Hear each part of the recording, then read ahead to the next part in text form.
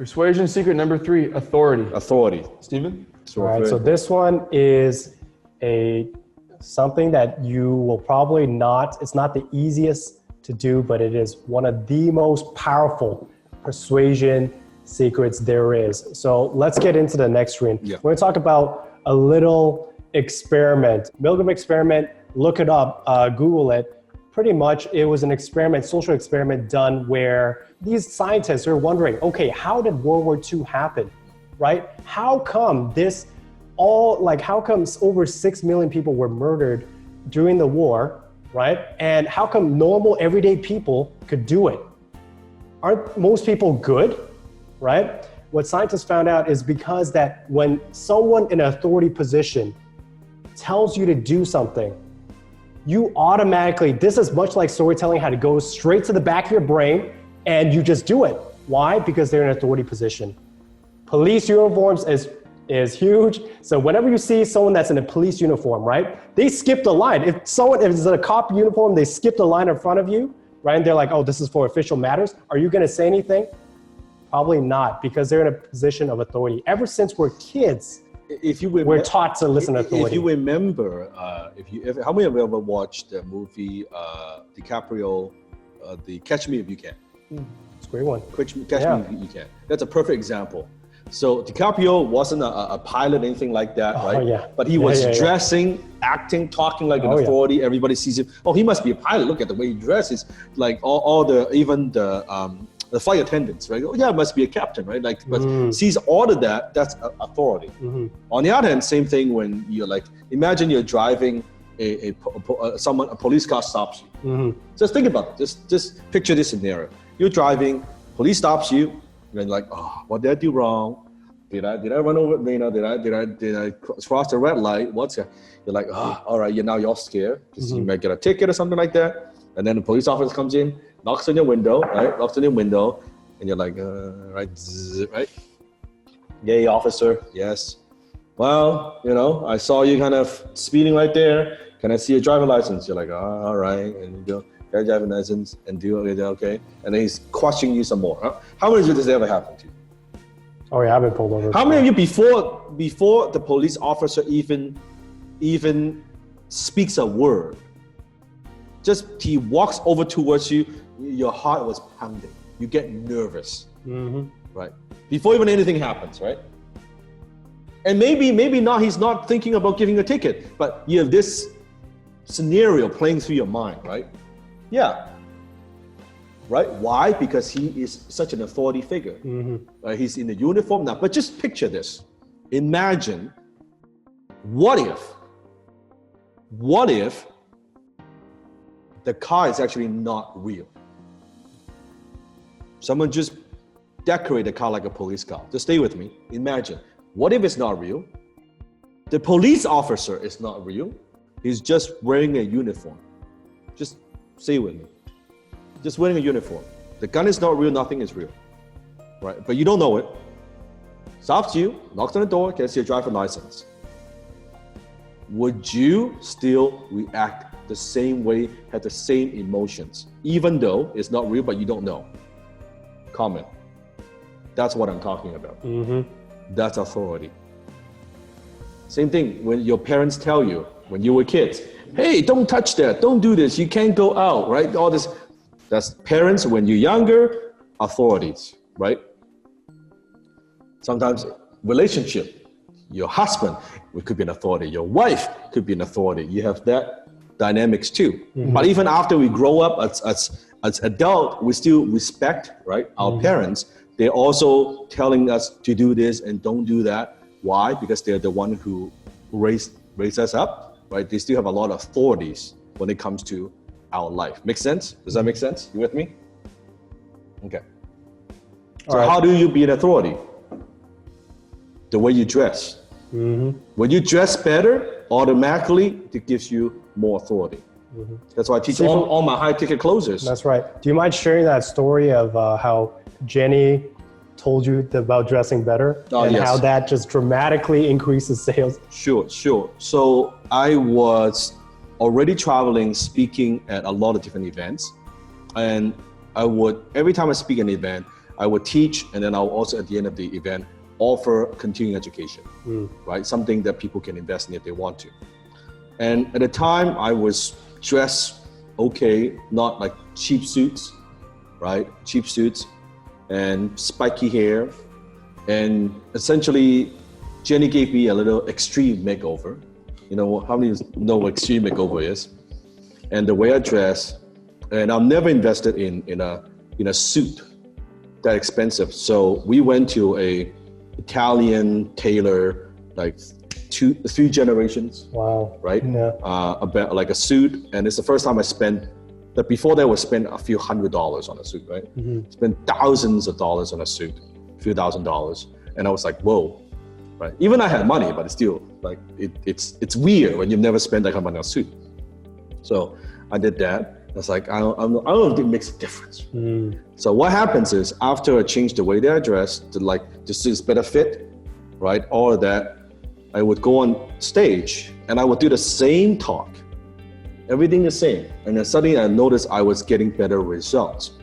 So maybe in terms of a persuader, before I would be closing, let's say 10% of the room, meaning I have 100 people in the room, I will have 10% that would want to learn further from me, right? I want to invest in my programs.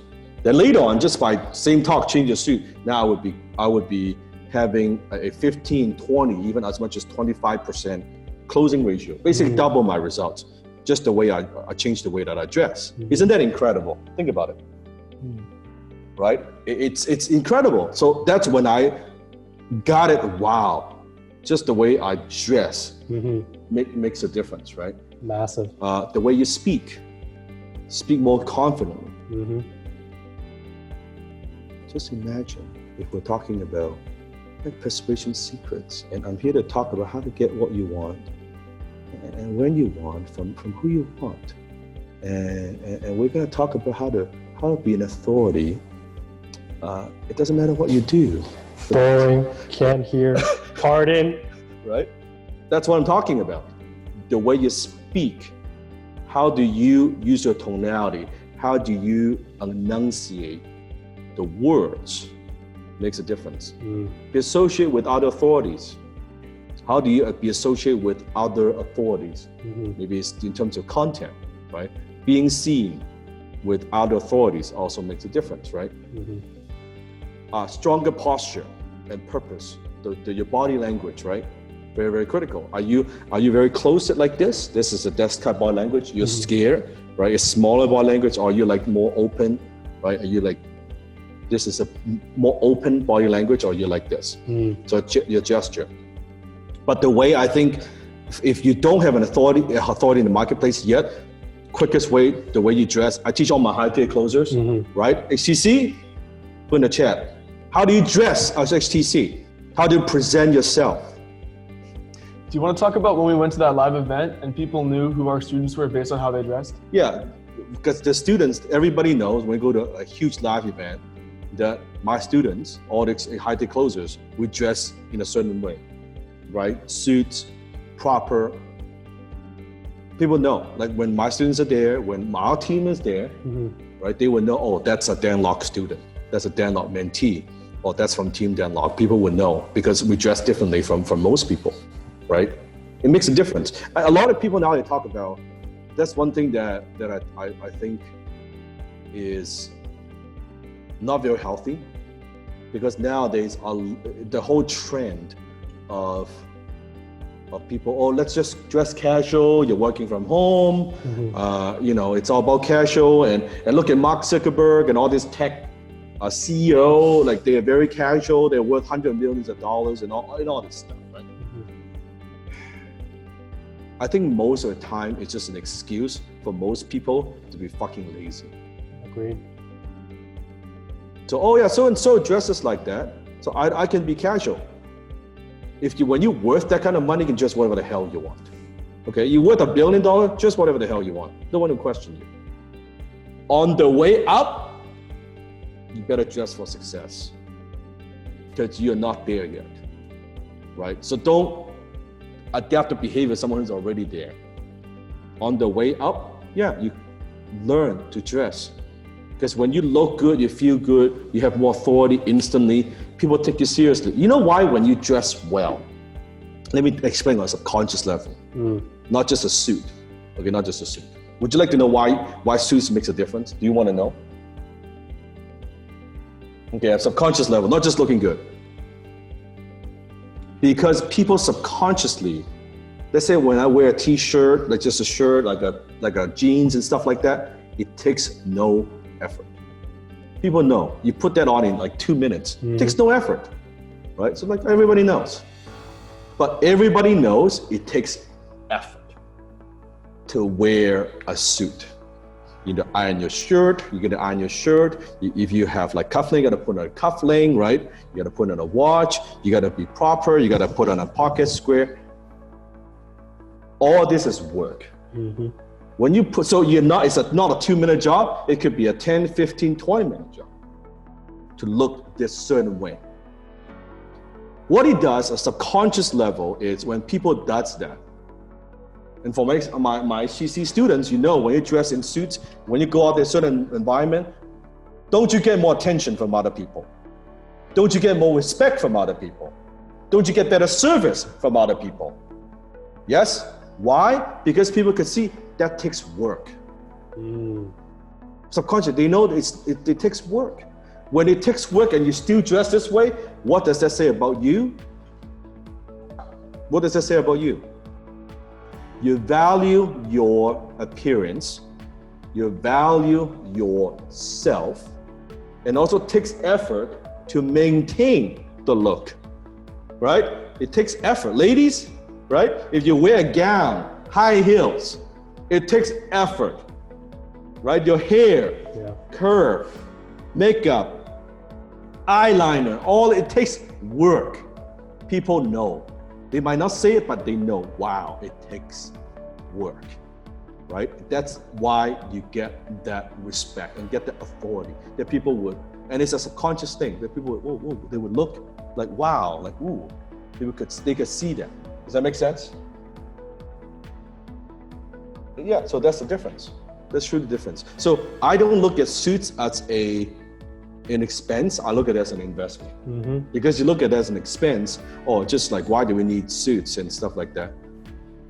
I could tell you from Sifu's experience, when you're dealing with clients, when you are closing, when you're meeting face-to-face meeting and stuff like that, it makes a huge difference. If you are younger, example, if Ed, you're going into a meeting, you go into a negotiation with a room of people who are older than you. Okay, they already have the age, the authority over you. If you dress in like jeans and shirts and stuff like that, it's now even more difficult for them to take you seriously, right? But if you dress in and you're proper, like you're like proper everything, the way that it's everything. Now suddenly, you've leveled the playing field. And if they are wearing casual, even better, right? If they're wearing casual, golf shirt and stuff like that, and you go in like that, ooh, suddenly, okay, I want to hear what this young man has to say.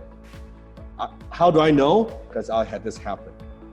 When I was 20-someone years old, I dressed in a certain way. I go into the situation with like entrepreneurs who have way more money, way more experience, and they will still listen because of the confidence. It's very, very critical. So think of it as don't listen to the whole bullshit I hate. Like people talk about, oh man, like all the fucking broke people, kids on fucking Instagram, right? Seriously. Oh man, it's okay. Like you don't need to impress people, right? You should just dress casual. Mark Zuckerberg dresses casual. I look at the post, I mean, you're fucking broke. You've never done business in the real world. You're rambling on this theory without actually doing it, right? If you're making millions and tens of millions, hundreds of millions, just whatever the hell you want, seriously, right? But these people making like $500 a month, giving advice, right? It pisses me off. It fucking pisses me off, right? Yeah. A lot of these people who I've actually looked into your Instagram comments, a lot of these people who say these types of things like, because they can't fucking afford it and they're fucking lazy. That's why, right? Easy to say, oh yeah, I didn't do that. Then you go fucking make it happen. Don't just talk about it. You fucking build a business. You go make it happen. Dress in whatever, like a bum that you are, go make it happen. Prove me wrong. I would love to see it. And if you do it, awesome, good for you. Not duplicatable for most people. Not duplicatable for most people. I need to teach something that it's gonna be workable for most, right? It's poisonous. The most people, they see this stuff, it just drives me crazy.